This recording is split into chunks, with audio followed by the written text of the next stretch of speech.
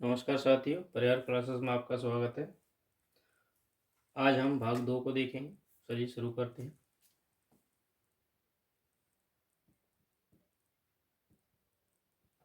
भाग 2 का नाम है नागरिकता।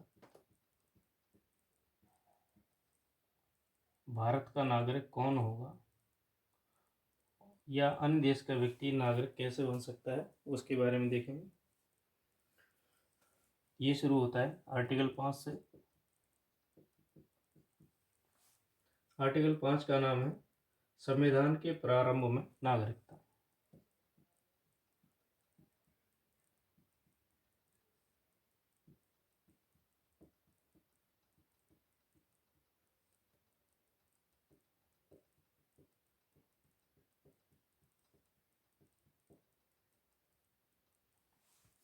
इसका अर्थ है कि वे व्यक्ति नागरिक होंगे जिसका भारत में जन्म हुआ हो और जिसके माता पिता का जन्म हुआ हो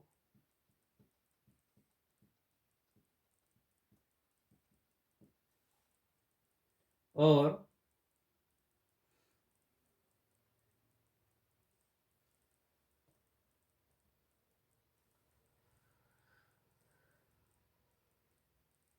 आज़ादी से पहले 5 वर्ष, आज़ादी से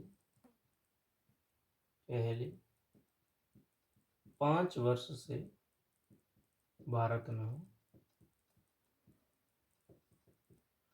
वे सभी भारत के नागरिक होंगे। ये कहता है आर्टिकल 5। अब आर्टिकल 6 को देखते हैं। आर्टिकल 6 का नाम है पाकिस्तान से भारत को प्रबंधन करने वाले कुछ व्यक्ति।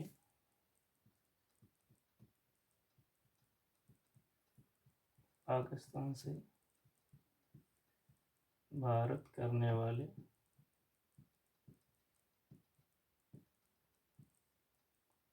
कुछ व्यक्तियों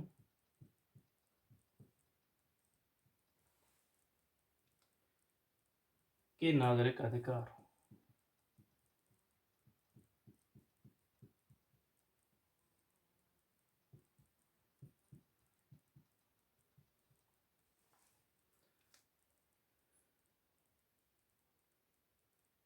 इसमें शामिल होंगे जो आर्टिकल 5 के अलावा अन्य जो नागरिक होंगे वे इसमें शामिल किए जाएंगे। अर्थात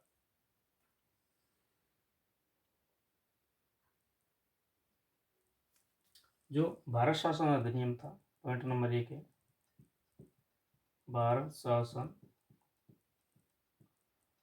अधिनियम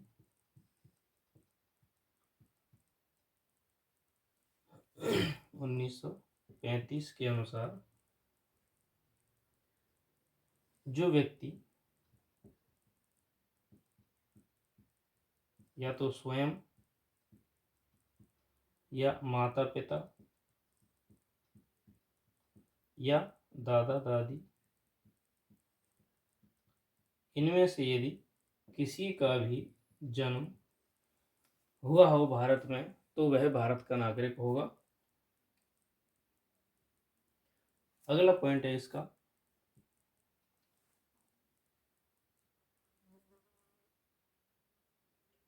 कि जिन लोगों ने 19 जुलाई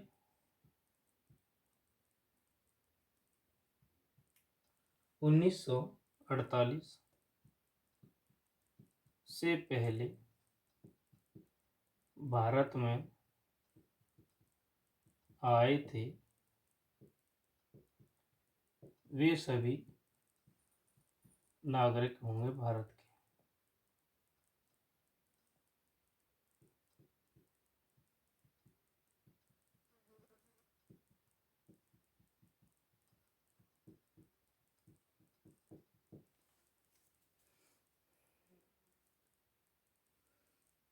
यानी कि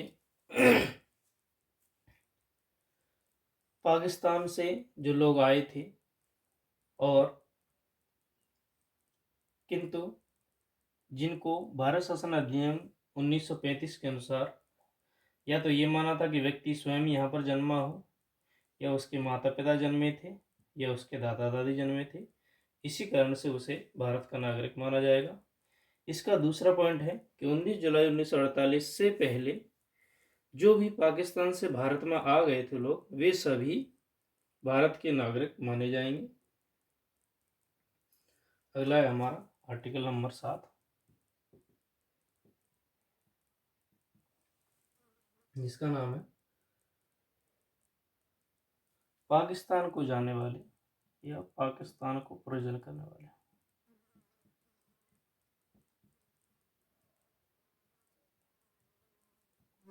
करने वालों के नागरिक अधिकार।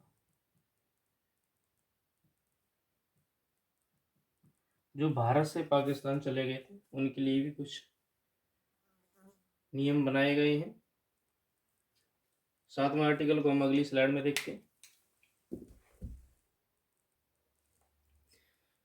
आर्टिकल 7 का अर्थ यह है कि आर्टिकल 5 और 6 के जो नागरिक थे या उनके अलावा 1 मार्च 1947 के बाद 1 मार्च 1947 के बाद जो नागरिक पाकिस्तान चले गए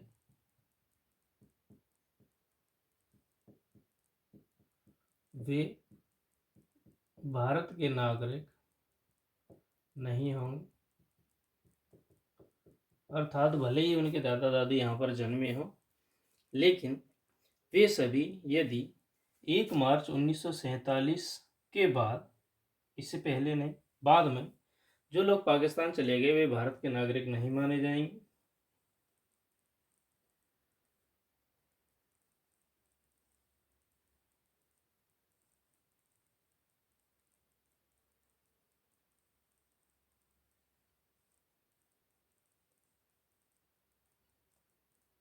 अब इसी में एक और इसका पॉइंट है, जिसमें इसमें दिया है, परंतु कि इस अनुच्छेद की कोई बात ऐसे व्यक्ति लागू नहीं होगी जो कि राज्य क्षेत्र को, जो इस समय पाकिस्तान के अंतर्गत है, प्रवचन करने के पश्चात भारत के राज्य क्षेत्र को ऐसी अनुजा के अधीन लौट आया जो पुनर्वास के लिए या स्थायी रूप से लौटने के लिए किसी विधि के प्राधिकार द्वारा या उसके अधीन दी गई, और प्रत्येक ऐसे व्यक्ति के बारे में अनुच्छेद 6 के खंड ख के प्रयोजनों के लिए यह समझा जाएगा कि उसने घृत के राज्य क्षेत्र को 19 जुलाई 1948 के पश्चात प्रवर्जन किया था। यानी कि कोई 47 में गया लेकिन तुरंत ही वापस आ गया, लेकिन यहाँ पर अस्थायी रूप से आया और फिर से चला गया, तो उसे आर्टिकल 6 के अनुसार ही यहाँ का नागरिक नहीं माना जाएगा।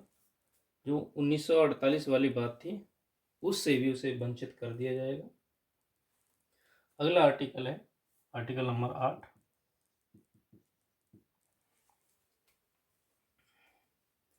आर्टिकल 8 में भारत के बाहर रहने वाले भारतीय, जो भारत के बाहर रहने वाले लोग हैं,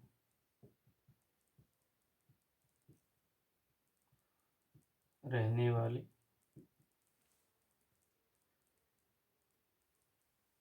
लोगों के नागरिक अधिकार, यानी कि ये जो लोग विदेशों में रह रहे हैं उनके क्या राइट्स होंगे।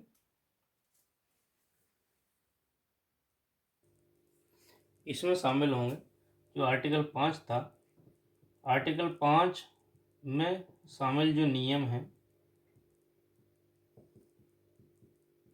उसके अनुसार यदि कोई या तो स्वयं या उसके दादा दादी कोई यहाँ पर जन्मा हो किंतु वह विदेशों में रह रहा है, विदेशों में अस्थायी रूप से रह रहा है, निवास कर रहा है, तो यदि वह वापस आता है तो वापस आने पर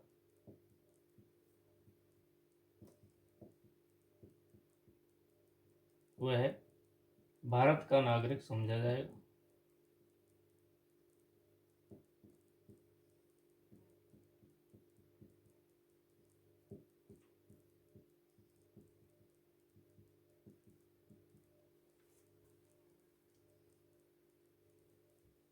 अगला आर्टिकल है 9।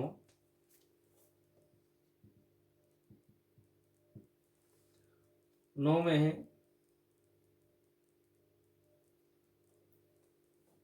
जो विदेशी होंगे, विदेशियों का स्वेच्छा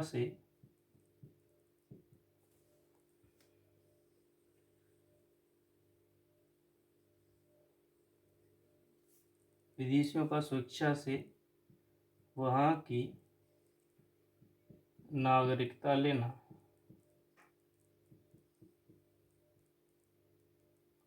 अर्थात यदि कोई व्यक्ति अपनी इच्छा से भारत छोड़कर जाता है और उस देश में जाता है और वहीं की नागरिकता हासिल कर लेता है, तो वह भारत का नागरिक नहीं कहलाएगा, तो वह भारत का नागरिक नहीं होगा। उसकी नागरिकता यहाँ की समाप्त कर दी जाएगी। अगला आर्टिकल है 10वां।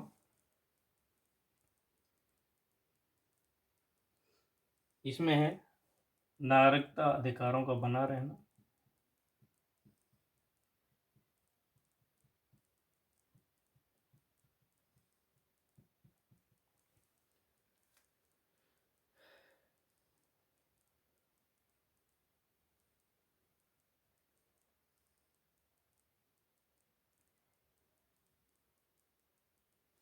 अर्थात यदि कोई व्यक्ति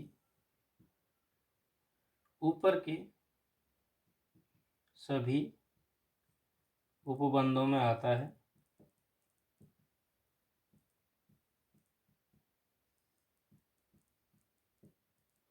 तो वह नागरिक होगा। उसकी नागरिकता कभी भी समाप्त नहीं की जाएगी।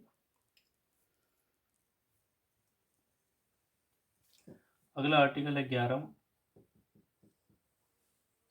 11वां है संसद द्वारा नागरिकों के आधार का विधि द्वारा विनिमय किया जाना।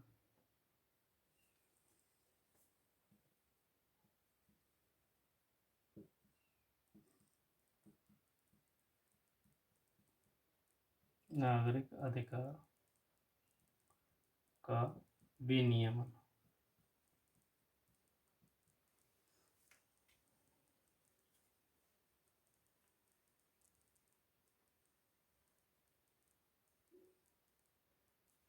यानी कि संसद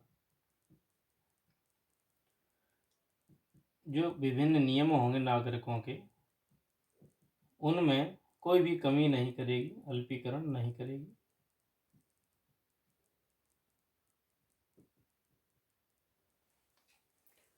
तो इस प्रकार हमने संपूर्ण भाग 2 को देख लिया, जिसमें नागरिकता शामिल थी। वीडियो को अंत तक देखने के लिए धन्यवाद। Thank you.